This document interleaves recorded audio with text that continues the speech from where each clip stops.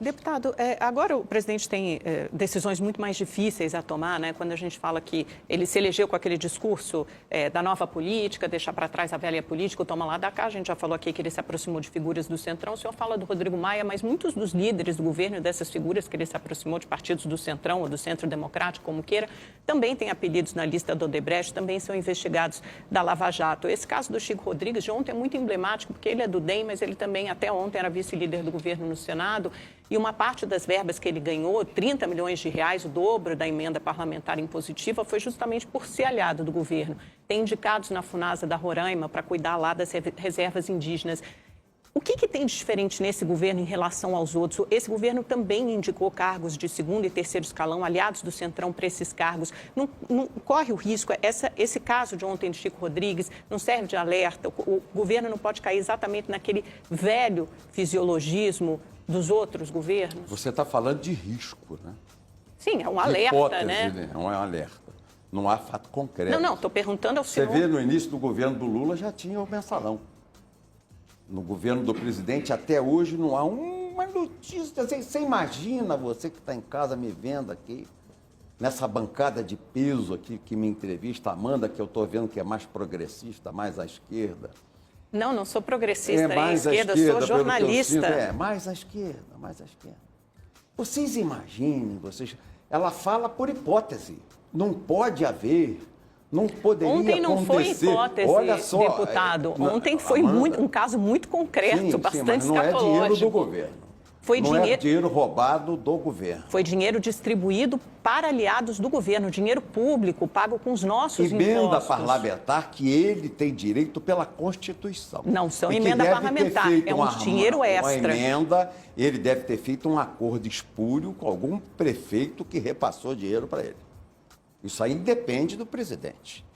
Isso é a ação do senador. Mas são os novos aliados do presidente. Sim. Na verdade, esse Chico Rodrigues não é nem DEM, novo, é um aliado antigo. É emprestado do DEM. O presidente deu uma declaração sobre isso e disse que ele tem, gente, é o DEM. Ele tem responsabilidade. A minha pergunta é muito simples, deputado. O que fazer para não cair no mesmo velho fisiologismo? Porque são as mesmas figuras de sempre. Cada indicado desse... Presta atenção no que eu vou falar a vocês. Isso é vaticínio, é uma previsão, não é? O Silvio me perguntou como é que eu vaticinei o Covidão, eu já falei. O malandro de qualquer partido indicou cargo lá do presidente. Se está preso no dia, porque atrás dele tem a BEM, tem a Federal, o olho em cima, e todo mundo é advertido. O presidente diz, eu indico. Eu nomeio, você quer isso, mas avisa o teu pessoal para não fazer gracinha que eu vou botar na chave. E todo mundo sabe que ele vai botar na chave. Ninguém tem dúvida. Ele falou sobre isso ontem, né? Ele tem responsabilidade sobre os ministérios, as estatais e os bancos oficiais. E ele diz isso ao cara, eu sei porque tem deputado no meu partido que já indicou gente. E ouviu do presidente, ó... A responsabilidade é tua. Eu vou botar o teu nome na primeira folha, vou dizer para os jornalistas todos, foi você que indicou, e vou prender o indicado se ele fizer bobagem. Então é diferente daquela época do Lula, que o cara já ia para roubar. Eu preciso financiar o PTB. Então toma um cargo aqui para financiar o PTB. Eu preciso financiar o MDB. Então toma um cargo aqui, o cara vai dar 10%, 3%, 4%. O negociador era o Delúbio, era o Marco Valério. Então quando indicava, já sabia que era para levar dinheiro. O Bolsonaro já diz para o cara de cara, se fizer bobagem, está preso. Da época do governo do Lula, indicava sabendo que era para fazer safadeza. Mas, deputado, essa é a grande diferença. Essa é a grande diferença. Na operação de ontem a gente tinha a CGU, né, e a Polícia Federal. Amanda. Deputada, a minha pergunta é muito simples. O senhor acha que o Paulo Guedes, até agora ele entregou a reforma da Previdência com a ajuda do Congresso, era uma pauta que já estava em discussão desde o governo Temer, mas ele não conseguiu avançar no resto da pauta, né? Reforma tributária, administrativa, privatizações. A gente vê uma pauta atravancada, obviamente que estamos num contexto de pandemia, mas o Centrão, não sei se até que ponto o Centrão está disposto a embarcar nessa pauta e a defender essa pauta da maneira rigorosa e liberal que o Paulo Guedes preconizou e defendeu durante a campanha. A agenda do PTB é essa. O meu partido vota 100%. essa agenda. E os outros? Eu não falo pelos outros. Lá no PTB tem comando, tem liderança. Lá há respeito entre nós. Lá, 100%. Agenda liberal, 100%. E o Rodrigo Maia, que se dizia liberal, está se aproximando da esquerda. Eu estou vendo lá o ACM Neto, que é o presidente do DEM Nacional, o prefeito de Salvador, na Bahia faz o jogo do PT.